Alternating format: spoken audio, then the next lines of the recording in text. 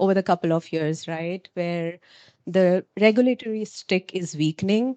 So we saw the SEC climate rule getting pulled back, or to put it raw, getting beaten to death. EU Omnibus cut CSRD by 90%. It really watered it down. Brazil recently made the mandatory framework to voluntary, but at the same time, the center of gravity shifted. There we saw global widespread adoption of ISSB. Countries like Australia and Japan adopted it while others queued up. I think there were like 12 or so countries that are going to adopt it.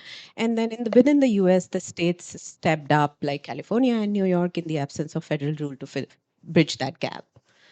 So regulation is not the only force, though. There are other market forces that are getting increasingly strong.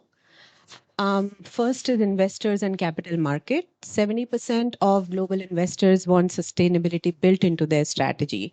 What that means is investors price climate risk into the cost of capital, and we're also seeing rating agencies building disclosures into their rating, like MSCI, S&P. The other factor is value chain.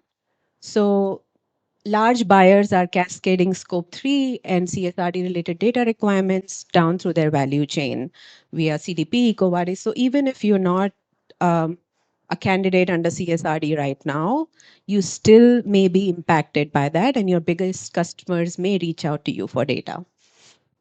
And then the third piece is risk and resilience.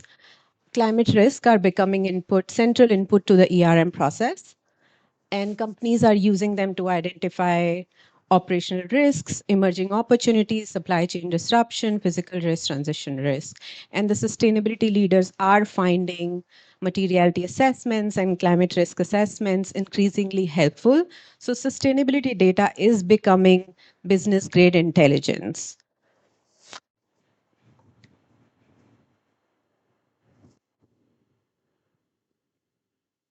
But disclosure is not the final finish line anymore. The arc is constantly moving towards delivery. And there are some standards like SBTi that are really pushing that envelope on delivery. So, I think maybe 2 weeks ago, SBTi published its version 2.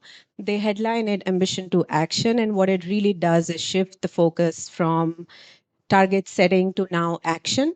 So they've built a 5-year performance-based cycle, and you get to set targets in increment of 5 years, and you get to move along the cycle as long as you show genuine good efforts made on your part.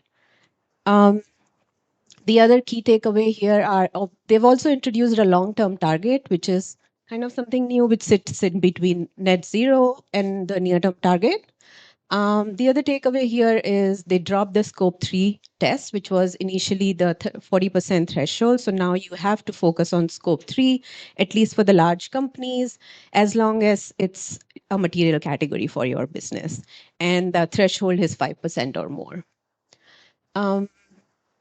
This one is really sending a strong signal towards the carbon market, which is market instruments can now support your progress across all scopes. So like scope 1, 2, and 3, and book and claims sit under this. So energy attribute, SBTi calls it energy attribute and commodity certificates. So think of it as your SAF certificates or biodiesel certificates that can now make progress towards your targets. And then this is a new program to watch out for, which is the ongoing emissions responsibility program, which is voluntary right now, but they're going to make it mandatory 2035 onward. So the carbon removal is moving from voluntary to expected. And SBTi will require large companies to fund carbon removal starting at 1% of their total scope 1, 2, and 3 footprint to linearly increasing it until they hit the net zero date. And like I said, it is sending a really strong demand signal towards the carbon market, and initially a discretionary purchase for companies, such as carbon removal, is now going to be a scheduled obligation for thousands of companies. And there are currently 11,000 companies that have set targets under SBTi. Okay, moving on. So the fun part is the standards beneath the standards are getting stronger. Um, Many must be aware of the GHG's protocol. Um, they have been working on a rehaul for the first time in many years, where they're rewriting Scope 2, Scope 3 guidance, and they've recently dropped GHG protocol land sector and removals guidance too. So for companies like yours, Daryl, this is something to take note of. And then there is recently a white paper from GHG protocol where they're intending to shift the whole paradigm around GHG reporting, where they call it multi-statement reporting.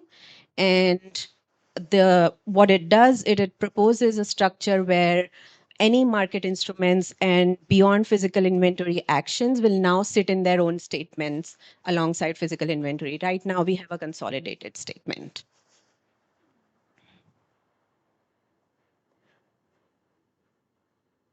All right. So the third piece here is not just the disclosure, right? And not just the delivery. The question is now, did you deliver and can you prove it? Um, and this is an interesting directive that's going to kick off. It's called ECGT, Empowering Consumers for Green Transition. It's going to kick off in September. And what it does is really blunt. So it prohibits any generic green claims. So something like eco-friendly or sustainable without proof can no longer fly, or even like carbon neutral without offsets. So you need independent verification for making such claims. And even forward-looking claims need a verified science-based plan underneath them. And why it matters now is because marketing, you can no longer market your way to net zero with a nice little green logo. Marketing unverified claims will now become a liability for companies. And that's a sign of growing up, right? You don't just say you've something you've done, but you sign your name to it, right? So you get a third party to validate those numbers for you. At the same time, CSRD is requiring limited assurance. California is going to ramp up its assurance from limited to reasonable by 2030. And targets like SBTi are asking companies to assure their base year so that they have more confidence in the data, as well as the ongoing emissions responsibility program that would need validation too. So yeah, I'm gonna close here, but if there's one takeaway that I want you to take from this session is that um, the arc is constantly moving towards and delivery and proof, and exactly why companies have stopped treating reporting as a compliance cost, because it is helpful. The sustainable data is helpful in making business decisions for them that are meaningful for the companies.